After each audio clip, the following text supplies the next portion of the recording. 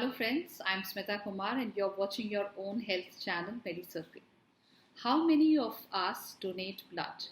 क्या आपको पता है कि हमारा देश एक ब्लड शॉर्टेज के संकट से गुजर रहा है। हमारे देश में लगभग करीब 5 करोड़ यूनिट खून की ज़रूरत पड़ती है, जिसमें से आधा यानी सिर्फ 2.5 करोड़ यूनिट खून ही अवेलेबल हो पाता है। तो इसका क्या कारण है? इतनी बड़ी जनसंख्या यानी हाईली पॉपुलेटेड कंट्री होने के बावजूद हमारे यहाँ खून की शॉर्टेज होती है। इसमें कई कारणों में से एक बहुत बड़ा कारण है खून का वेस्ट हो जाना, यानी जो ब्लड बैंक्स में जो ये खून को जमा किया जाता है वो समय आने पर किसी अन्य मरीज को चढ़ाया नहीं जा पाता।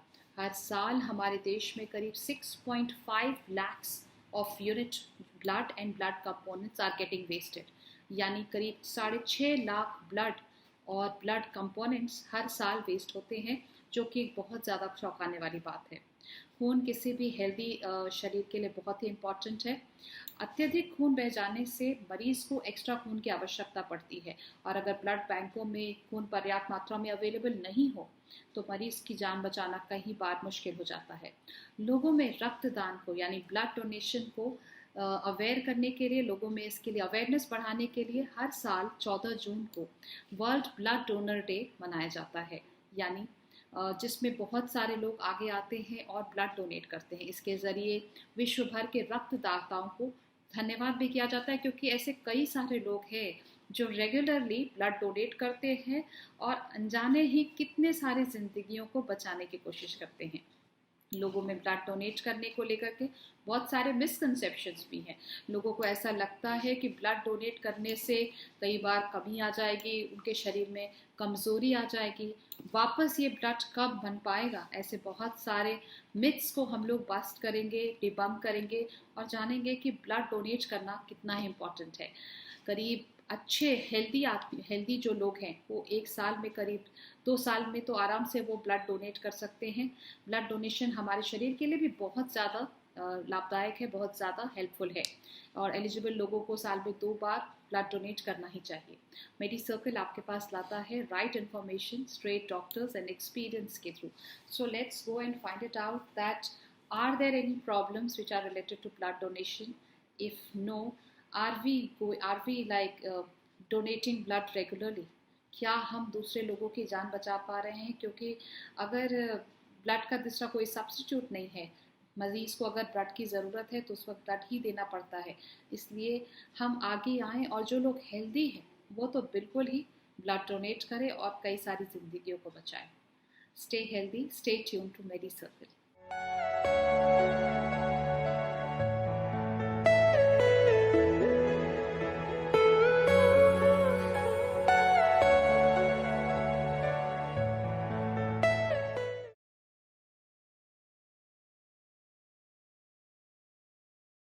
लगातार हमारे देश को 5 करोड़ यूनिट खून की जरूरत होती है, जिसमें से सिर्फ 2.5 करोड़ यानी करीब आधा ही यूनिट खून जो है वो अवेलेबल हो पाता है। खून स्वस्थ शरीर की कुंजी है, यानी कि बहुत इंपॉर्टेंट है। वर्ल्ड ब्लड डोनर डे जो हर साल 14 जून को मनाया जाता है, ब्लड देने की इम्पोर्टेंस पर ध्यान देने और साथ ही साथ लोगों को ब्लड डोनेट करने के लिए आग्रह करने के लिए भी किया जा रहा है, सो दैट कि हम इंस्पायर कर सके लोगों को कि वो अपना ब्लड डोनेट कर सकें और इस तरह से कई सारी जिंदगियों को बचा सकें। हेलो, मैं हूं स्मिता कुमार और आज इस शो में हम बात करने जा रहे हैं डॉक्टर निवेदिता ढींगरा से। डॉक्टर निवेदिता एक हेमेटो ऑन्कोलॉजिस्ट है। उनकी एक्सपर्टीज है acute leukaemia, haematopoietic stem cell transplants, haemoglobinopathies, difficult anaemias and bleeding disorders और साथ ही साथ इम्यूनोडिफिशियंसी डिसऑर्डर्स भी। फिलहाल डॉक्टर निवेदिता नोएडा के जेपी हॉस्पिटल में प्रैक्टिस कर रही हैं। वह Indian society of haematology and blood transfusion और साथ ही साथ SIOP यानी international society of paediatric oncology के भी मेंबर है। Hello doctor Nivedita, welcome to Medicircle. Namaskar. Hello, thank you for inviting me. Pleased to have you with us, Dr. Nivedita. So on this Blood Donor Day, which is being celebrated on 14th June, we would like to have quotes from different doctors, especially hematologists, who are actually working towards this kind of a thing. Like blood donation is really important. So I think from time, a lot of people have become very conscious. They actually donate blood on a regular basis. There are so many people. and unlike earlier times, while it was very difficult to get blood, it was only from families or relatives. So time has really been changing. बहुत stigma associated भी रहा है blood donation के साथ. There are lot of myths and fears associated. Weakness हो जाएगी और लोग डरते हैं ब्लड देने में for various reasons. But to save humanity I think blood donation is the most noble thing that you can do. बिल्कुल बिल्कुल. तो इसी के साथ मैं आपसे पहले पूछना चाहूंगी कि अगर एक व्यक्ति जो जो हमारे मिथ का एक फर्स्ट मिथ हम लोग बस्ट करना चाहेंगे. एक ऐसे मिथ्या है, बहुत लोग ऐसा सोचते हैं कि ब्लड डोनेट करने से कमजोरी हो जाती है और वापस वो ब्लड हमारे शरीर में बनने में बहुत टाइम लग जाता है. तो डॉक्टर ढींगरा ये बताएं कि अगर किसी व्यक्ति ने ब्लड डोनेट किया है तो फिर से उसके शरीर में उस ब्लड को बन जाने में कितना समय लग जाता है, वो कब तक रिकवर भी हो जाता है, और ये वापस जो शरीर की खुद की प्रक्रिया है ब्लड को बनाने की, वो कितना समय लेती है? देखिए, जो ब्लड डोनेशन करते हैं, सबसे पहली बात तो जब आप ब्लड बैंक में ब्लड देने जाते हैं तो आपको बहुत थॉरली स्क्रीन किया जाता है. कुछ ब्लड बैंक के क्राइटेरिया होते हैं जिनके हिसाब से अगर आप एक फिट एडल्ट हैं between the age of 18 to 60-65 then you can give blood. But जो सबसे पहली चीज होती है कि आपका सीबीसी टेस्ट किया जाता है. अगर आप खुद ही एनीमिक हैं तो आपसे ब्लड डोनेशन नहीं लिया जाएगा. सिर्फ वही लोग ब्लड डोनेट कर सकते हैं जिनका खुद का हीमोग्लोबिन अच्छा हो. 12.5 ग्राम की कट ऑफ हमारे हॉस्पिटल में ली जाती है. और इस कट ऑफ पे जो फिट हेल्दी लोग हैं who are fit for blood donation, उन्हें ज्यादा कोई थकान, कमजोरी या शरीर में कोई कमजोरी का महसूस नहीं होना चाहिए. हाँ, थोड़ी देर के लिए आप थोड़ा वीक फील कर सकते हैं ब्लड डोनेशन के बाद, but by and large it is absolutely safe. And जहाँ तक आपका मेन सवाल है कि कितना समय लगता है बॉडी को रिकवर करने में, तो usually in a span of 2 to 3 months, by 80-90 days आपकी बॉडी जो वो थोड़ी बहुत ब्लड की कमी हुई है या आयरन जो भी बॉडी से जो भी लॉसेस हुए हैं, हमारी बोन मैरो, एक हेल्दी इंसान की बोन मैरो वो बहुत इजीली कवर अप कर लेती है. तो with in the next 3 months आपकी बॉडी फिर से वापस अपने बेस लाइन पे पहुंच जाती है. तो एक व्यक्ति अगर ब्लड डोनेट कर रहा है तो जो उसका ब्लड डोनेशन लाइफ साइकिल होता है, बिकॉज बहुत सारे लोग एक्टिवली ब्लड डोनेट कर रहे होते हैं, तो उन्हें लगभग कितने महीनों का अंतराल या गैप लेना चाहिए डॉक्टर बिंद्रा? देखिए, जो यंग फिट मेल्स हैं जो ब्लड डोनेशन रेगुलरली करते हैं वो हर 3 महीने में ब्लड डोनेशन कर सकते हैं. एंड फॉर फीमेल्स, क्योंकि फीमेल्स में ब्लड लॉसेस होते हैं, मेंस्ट्रुएशन होता है, तो females can donate blood every 4 months. So people who are actively regularly donating blood, for males the जो ड्यूरेशन है दो डोनेशंस के बीच में 3 months है, और फीमेल्स के लिए ये ड्यूरेशन 4 months. डॉक्टर निवेदिता, क्या बहुत सारे ऐसे लोग हैं जिन पे कुछ रेस्ट्रिक्शंस होते हैं जो ब्लड डोनेट नहीं कर सकते, जिस कैटेगरी में शायद old age people, senior citizens और साथ ही साथ प्रेग्नेंट वुमेन आती हैं, तो ऐसे और कितने लोग हैं, कौन से लोग हो सकते हैं जिन्हें ब्लड डोनेट नहीं करना चाहिए? देखिए, जब भी कोई ब्लड डोनेशन के लिए जाता है तो उसका एक थरो हिस्ट्री एंड इवैल्यूएशन होता है. कुछ ब्लड टेस्ट होते हैं उनकी फिटनेस देखने के लिए. तो जैसे कि आपने कहा कि pregnant ladies can not donate blood. फिर कुछ उम्र की भी रिस्ट्रिक्शन होती है. 18 से 60 साल के बीच में आप ब्लड दे सकते हैं. अगर आपने लाइफ में एक बार आप पहले भी ब्लड दे चुके हैं तो वो जो एज अपर कट ऑफ है वो 65 ली जाती है. उसके अलावा अगर आपको कभी भी लाइफ में कोई ब्लड बॉर्न इन्फेक्शन हुआ है, जैसे कि hepatitis B, hepatitis C, HIV या सिफिलिस, ऐसे लोगों को कभी भी वो ब्लड नहीं डोनेट कर सकते हैं. इसके अलावा अगर आपको कोई क्रॉनिक हेल्थ कंडीशन है, स्पेशली कोई कार्डियक कंडीशन है, तो भी आप ब्लड डोनर्स की नहीं, आप उसमें ब्लड डोनेशन नहीं कर सकते. Pregnancy of course is a contraindication. तो ये कुछ रिस्ट्रिक्शंस हैं जो बहुत स्ट्रिक्टली फॉलो की जाती हैं. एंड ऑफ कोर्स आपका खुद का एक, आप खुद एनीमिक नहीं होने चाहिए, आपका खुद का हीमोग्लोबिन अच्छा होना चाहिए. और डॉक्टर रीना, एक और ये बहुत इम्पोर्टेंट ये सवाल है कि बहुत सारे लोग ऐसा जो कोविड में, खासकर जो कोविड से या तो ठीक हो चुके हैं या कोविड से रिकवर पूरी तरह से नहीं कर चुके, 3 महीने का उनका टाइम नहीं हुआ है, तो क्या वैसे लोग ब्लड डोनेट कर सकते हैं? क्योंकि अभी इससे बहुत सारे लोग रिकवर होने के बाद प्लाज्मा डोनेट कर रहे होते हैं. तो ये दोनों को आप बताएं कि कब जो कोविड पेशेंट्स है जो पूरी तरह रिकवर हो रहे हैं वो कब प्लाज्मा डोनेट कर सकते हैं, साथ ही साथ कि उनके प्लाज्मा को लोग यूज कर सकें, और साथ ही साथ वो ब्लड डोनेशन के लिए कब फिट है? देखिए, जो पेशेंट्स कोविड से रिकवर हो रहे हैं, देखिए पहली बात तो अब इतनी जो कोविड सर्ज आई, इतने लार्ज नंबर्स में लोगों को कोविड हुआ, तो अगर हम बहुत स्ट्रिक्ट रिस्ट्रिक्शंस रखेंगे तो कोई ब्लड दे ही नहीं पाएगा।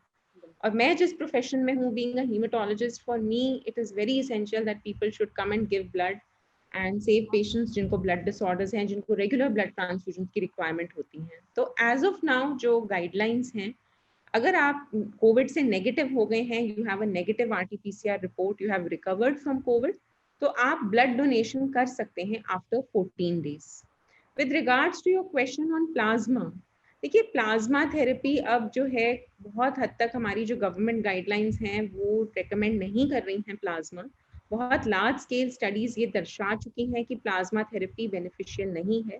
तो प्लाज्मा थेरेपी तो अब धीरे धीरे it is as of now as per the scientific data, क्योंकि कोविड एक इवॉल्विंग साइंस है, हम रोज नई बातें सीखते हैं, तो as of the current available data plasma donation को बहुत नहीं इस समय हम इनकरेज कर रहे हैं, क्योंकि it is not been shown to be beneficial. And doctor Dhingra, अगर जनरल बातें की जाए, अगर जैसे आपने कहा कि फीमेल्स एवरी 4 मंथ्स पे ब्लड डोनेट कर सकती हैं, तो उनके लिए क्या गाइडलाइंस होने चाहिए, या सपोज फैमिली इमरजेंसीज है तो क्या मेंस्ट्रुएटिंग वुमेन भी ब्लड डोनेट कर सकती हैं? देखिए एक्टिवली मेंस्ट्रुएटिंग वुमेन भी ब्लड डोनेट कर सकती है, वही है कि उनको वो कट ऑफ्स जो है, जो उनकी हेल्थ कंडीशन है, जो ब्लड टेस्ट है, उनकी हीमोग्लोबिन वैल्यूज हैं, वो चेक होने चाहिए। But at the same time जो रेगुलर ब्लड डोनेशंस करते हैं उनमें देर इज अ पॉसिबिलिटी कि आयरन डेफिशिएंसी डेवलप हो जाए। तो उस सिचुएशन में जो रेगुलर ब्लड डोनेशन के लिए जाते हैं, दे शुड मेक श्योर कि उनकी आयरन इनटेक अच्छा है। If required they should take some iron supplements after consulting the doctor. तो उनका जो possibility of iron deficiency that can be there, especially in women who have menstrual losses, जिनको heavy menstruation है, तो iron supplementation would be required for such women. वो एक important चीज है, maintain your good health and nutrition also. और चलते चलते एक आखिरी सवाल पूछूंगी डॉक्टर ढींगरा कि क्या जो लोग ब्लड डोनेट कर रहे होते हैं उन्हें ब्लड डोनेशन के बाद कुछ स्पेसिफिक डाइट या कुछ खास खान पान में चेंजेस लाने की जरूरत होती है? देखिए it is not only related to blood donation, but हाँ जनरली आपको एक अच्छी बैलेंस्ड आयरन रिच डाइट लेनी चाहिए। खास करके ब्लड डोनेशन के बाद तो आपको you should be careful of your diet, आप अच्छा स्वस्थ हेल्दी खाना खाएं, and that should continue, blood donation और no blood donation. Your diet should be healthy, balanced and rich in all micronutrients, जैसे कि आयरन हमारी कंट्री में बहुत ज्यादा हाई इंसिडेंस है आयरन डेफिशिएंसी एनीमिया की, विटामिन B12 डेफिशिएंसी की, because we have a predominantly vegetarian diet. तो कुछ इन चीजों का ध्यान रखना जरूरी है। तो जैसे आपने कहा कि बहुत सारे डाइट और being healthy has to be important, लेकिन आप क्या ट्रेंड्स देख रहे हैं, क्या यंग ज्यादा से ज्यादा ब्लड डोनेट करने के लिए आगे आ रहे हैं? डेफिनेटली जो मेरे प्रैक्टिस के अब कुछ पिछले 10 सालों में, जब पहले जो मैं देखती थी और जो मैं आज देख रही हूँ, डेफिनेटली यंगस्टर्स जो हैं हमारे, वो बहुत ही युवा पीढ़ी, बहुत ही we have a young energetic intelligent youth. I think आज का यूथ हम हमारे कंपैरिजन में तो ज्यादा इंटेलिजेंट और सोशली अवेयर है। सो अभी कोविड पैंडेमिक में ही हमने देखा कि कैसे यंगस्टर्स ने through the use of social media, Instagram, Facebook, how they connected, how they helped people, सब आगे आए, उन्होंने ब्लड दिया, प्लाज्मा दिया। तो डेफिनेटली आई फील कि हमारी युवा पीढ़ी जो है वो it is contributing, we have a large young population, और वो बहुत अच्छे ढंग से आगे आ रहे हैं और कंट्रीब्यूट कर रहे हैं। That is really good to know. Thank you so much, Dr. Ringra, for coming to MediCircle and sharing your insightful views with us. Blood is a very important thing, and having a blood donation and people having those thinking, yes, we should be donating blood on a regular basis. This kind of a temperament, this kind of a thinking has to be inspired, and it has to be taken care of so that more and more people are donating blood. अभी भी India में बहुत सारे ऐसे लोग हैं, जैसे मैंने आपको फैक्ट्स एंड फिगर शेयर किए, करीब 2.5 करोड़ यूनिट ब्लड हमारे यहाँ फिर भी अवेलेबल नहीं होता है। यानी हमें ज्यादा से ज्यादा ऐसे लोगों की जरूरत है जो हेल्दी हैं और जो साथ ही साथ ब्लड डोनेट कर सकते हैं। आई होप इस वीडियो के थ्रू आप जरूर अवेयर हुए होंगे and you will be definitely thinking of donating blood in the next blood donation camp. Thank you once again doctor Nivedita for joining us.